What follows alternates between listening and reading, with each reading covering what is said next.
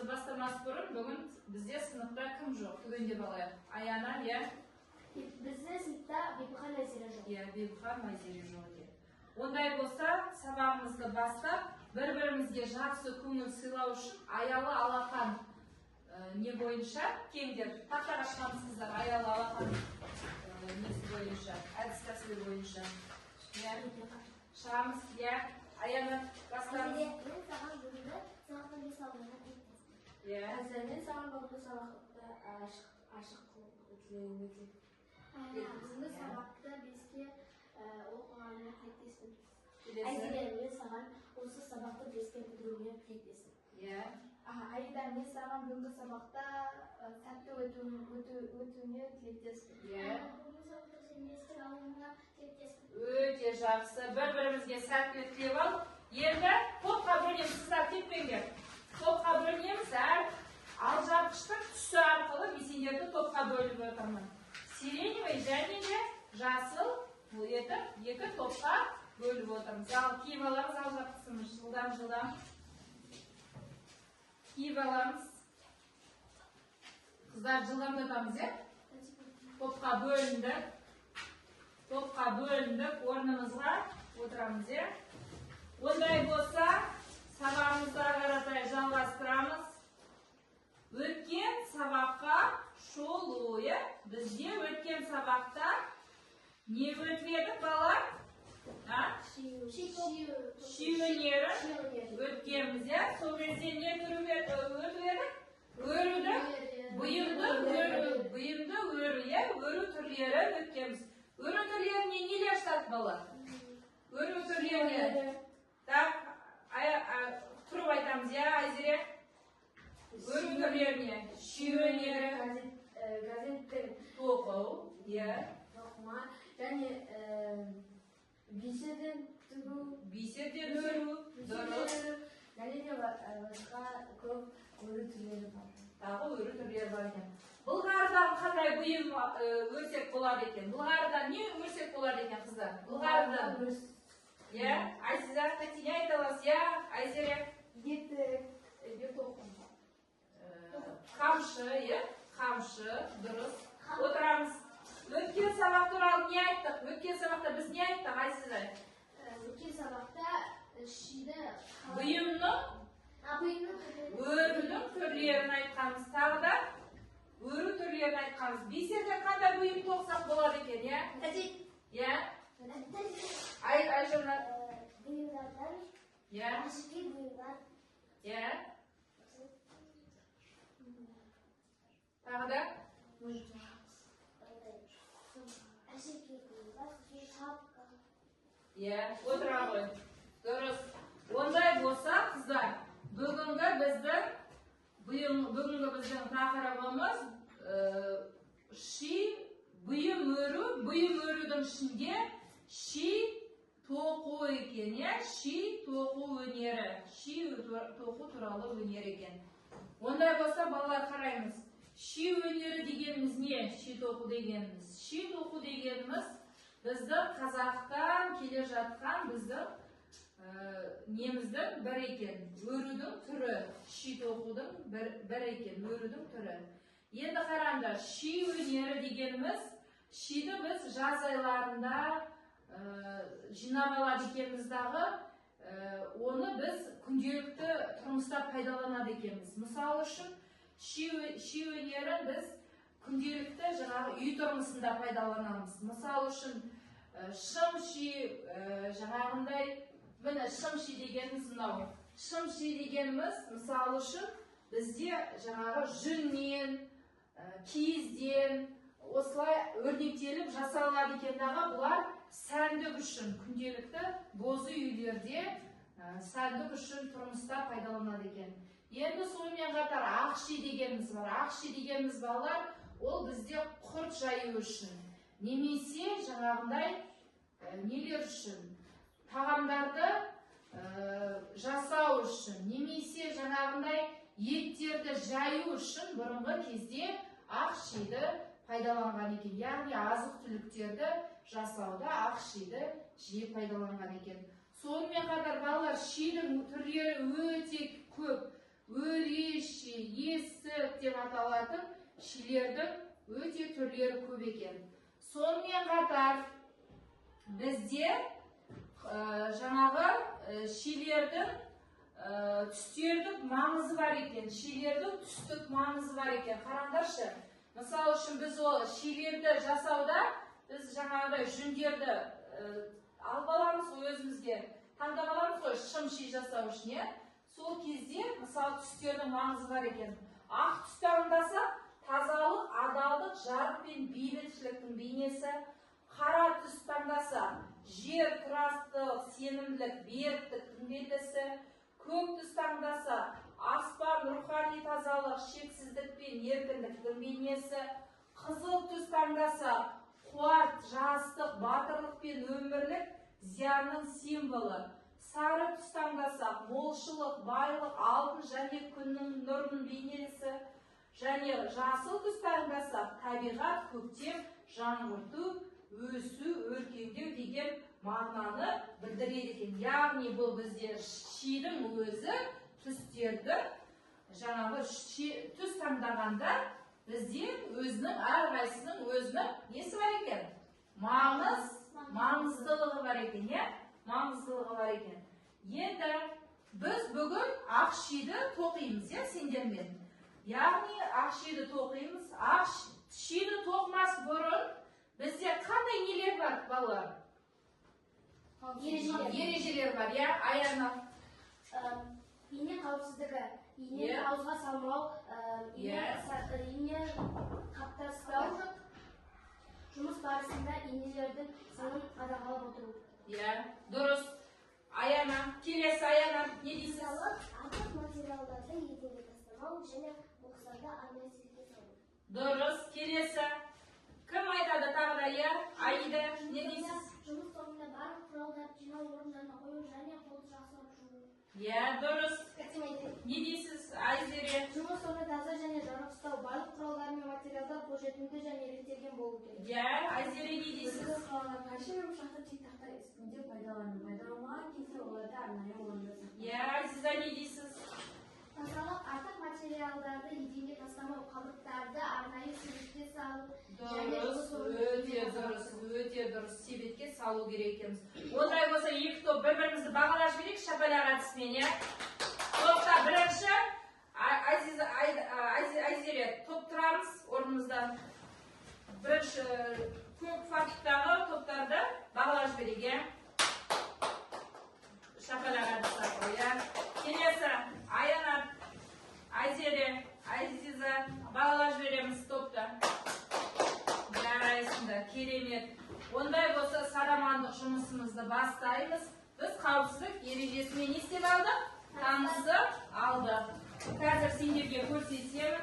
Шиді тоқымас бұрын өзінің арнайы жіптері болады, негізгі жіптері және арқау жіптері болады. Міне жіптер арқылы біз не істейміз, қыздар? Тоқып үйренеміз, Қазір қыздар сендер қоя тұрыңдар, мен қыздарға көрсетіп алайын. Одан кейін барып, міне жіптердің арасына саламыздағы ақырын байлау арқылы біз байлаймыз. Байлау арқылы шиді тоқиды екенбіз.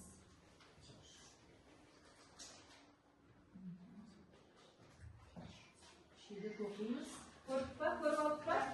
Енді арғатай өзін жалғастырамыз. Кейіндер қыздар. Сіздерге көрсетіп жіберейік. Бірінші шидің дұрыс жіптің арасына салып аламыз. Енді ақ шиді тоқитын боламыз. Ақ ши үшін біз не алдық? Бізде ши жоқ, бірақ не алдық? Шпажканы қолданыста күнделікті қолданатын шпажкамызды біз ши ретінде алдық. Не жасаймыз енді біз? Шайнектің астына қойғыш не істейді екенбіз? Тоқиды екенбіз. Дұрыс. Енді мынаны байландар. Шұқсын байландар ма? Енді осылай ақырын тоқып бастаймыз. Әр топ өзінің жұмысын жасайды. Дұрыс. Сендердікі Аяна. Келесі. Бірлесіп жасаймыз топпен, Топпен бірлесіп жасаймыз.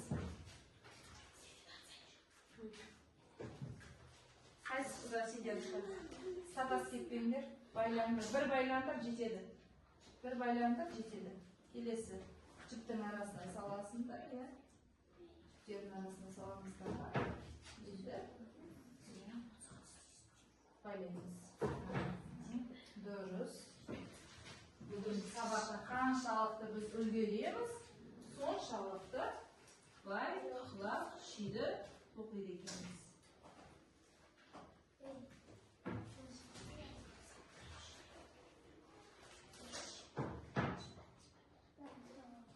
Қазір топтар біткеннен кейін бір-бірімізді не істейміз? Бағалаймыз, я.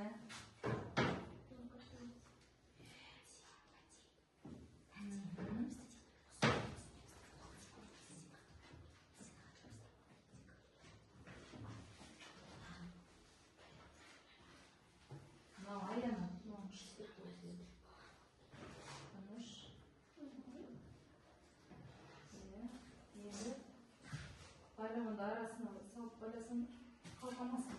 Жіптің ортасына салыңдар. Енді бір шетінен байлаймыз. Жылдан жасамаймыз. Қыздар, мына нелерін, чиларыңды түзу қылып жасасаңдаршы, түзу қылып. Әзірге арнайы дайындалған ши, бізде шпажканы алып отырмыз. Сол арқылы ши тоқуды көрсетіп жатырмыз. Тоқимыз, қыздар, тоқыңдар. Айзерім, симметрия дегенді аламыз, бірдей болу керек, дайындықтары бірдей болу керек. Арасына тоқымай кетті ғой, қыздарын аламыз. Байла жібердіңдер, қараңызшы. Шешімдерді алып қайтадан байлайды. Байламайсыңдар, шиді салып байлайсыңдар. Не тартыватсыңдар өздері? Қыздар, ақырын. Шиларын қысталып жатыр ма? Шулаймыз, ақырын.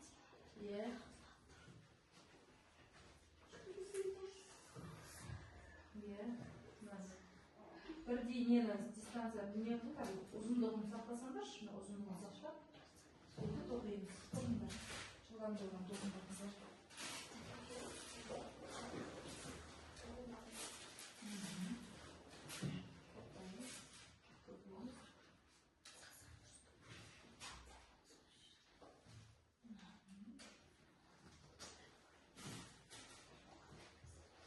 Аянып сен екеуін тоқып жібердің. Мына жерін дұрыс емес сендердің. Тоқымадаршы қыздар арнадай. Жөнге жіберіңдер арнадай.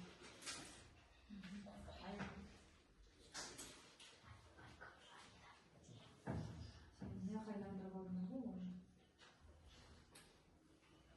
Жіптерін қайдалып жүрші.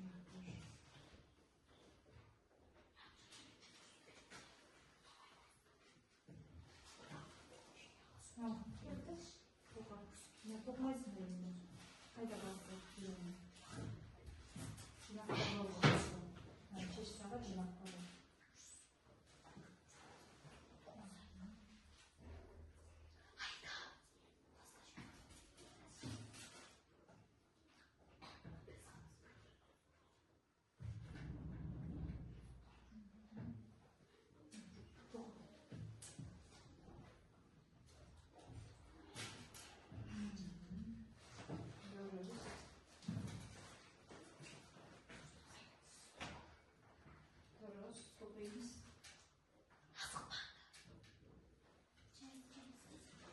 Азиза, бері қарата жіберсе, шиді. Жібер. Баянын қарата жетпей қалады ғой.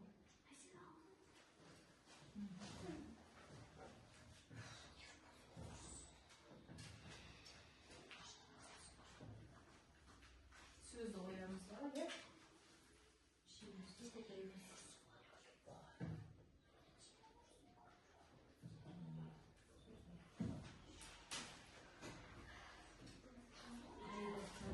Ортасына қарата қойсыңдар, сонда ешкім бейнемейді. Енді бөлімді. Айда барды.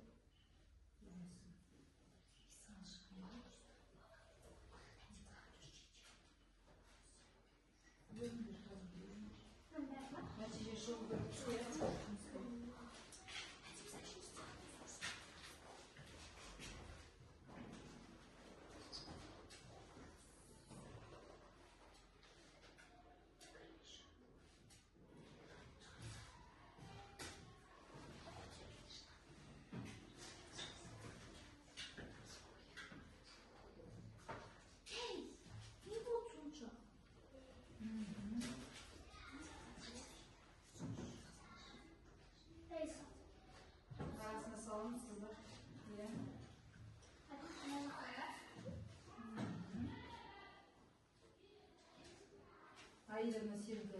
Не қылмай байланбай болды.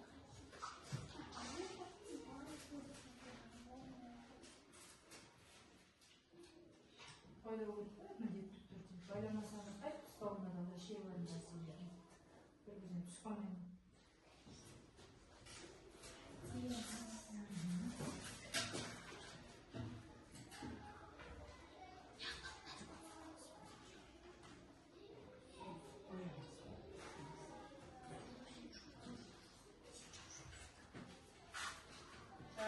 Kızlar, kasabatsınlar mı? Болса, сергіту сәті, иә? Кішкене сергіп алайық. Еңбек түбі, иә? Қайтады? Иә? Айзере? Еңбек түбі береке. Еңбек түбі береке. Еңбек, Азиза, ерлікке? Еңбек ерлікке жеткізеді. Еңбек ерлікке жеткізеді. Еңбек етсең ерінбей, аяна? Тояда қарның тіленбей. Тояда қарның тіленбей. Жалқаудың жаны датты, айна? Еңбектің наны тәтті. Еңбектің наны датты. Жарайсыңдар, керемет. Біраз сеніп алдық па? Иә. Жарайсыңдар. Бер көрсетеміз, иә? Иә, дұрыс. Жұмыстың нәтижесі. Келесі топ, Айзере, сендер топтардың жұмыстың нәтижесі. Иә? Дұрыс, дұрыс. Ондай болса, отырамыздағы бір-бірімізді басқармаға әдісімен не жібереміз? Басқармаға әдісімен бағалар жібереміз. Айса отырыңдар. Айса басқармаға әдісімен топты бағалайсыңдар ма? Келесі топ.